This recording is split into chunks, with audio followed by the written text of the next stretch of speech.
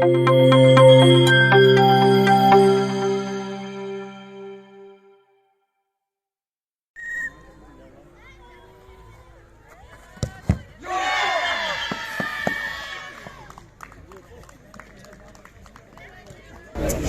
miesto, tesný bronz, samozrejme poslanci. Žiadne prémie.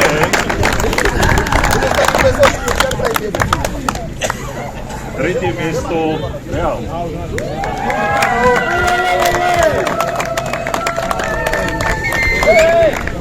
Gratulujem.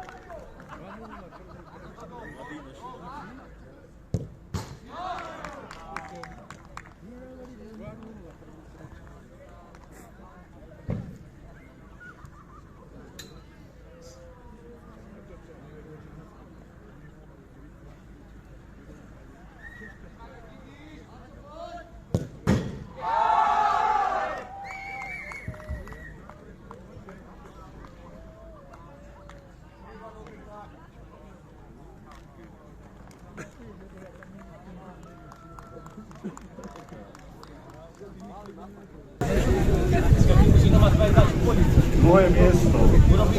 Rajselov.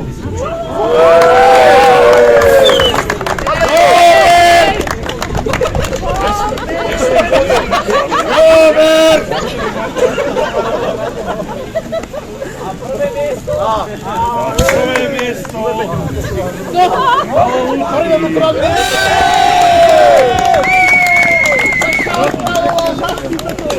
Hlavný boha. Je to paráda. Teraz veľká vďaka Marici, bratkár Peter Radvan.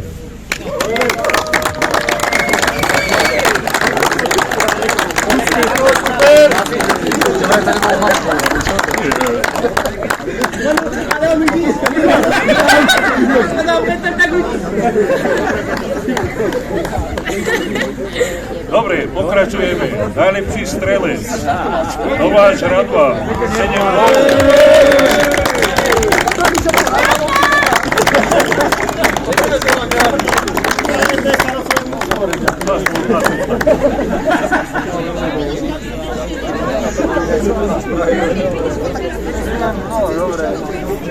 No, a podľa nejakého vyhodnotenia všetkých najlepší hráč Hrtázek Jakub.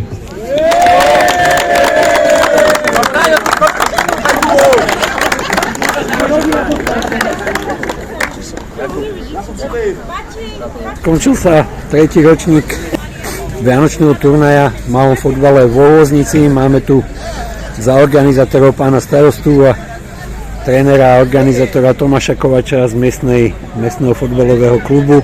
Takže páni, aký to bol ročník? No, myslím si, že veľmi vydarený a po tom minuloročnom výpadku, keďže potrebovali sme zrekonštruovať trávnik, tak tento rok sa to opäť podarilo a ešte myslím si aj v tej lepšej kvalite, aj organizačnej, aj teda kvalite tých mustiev.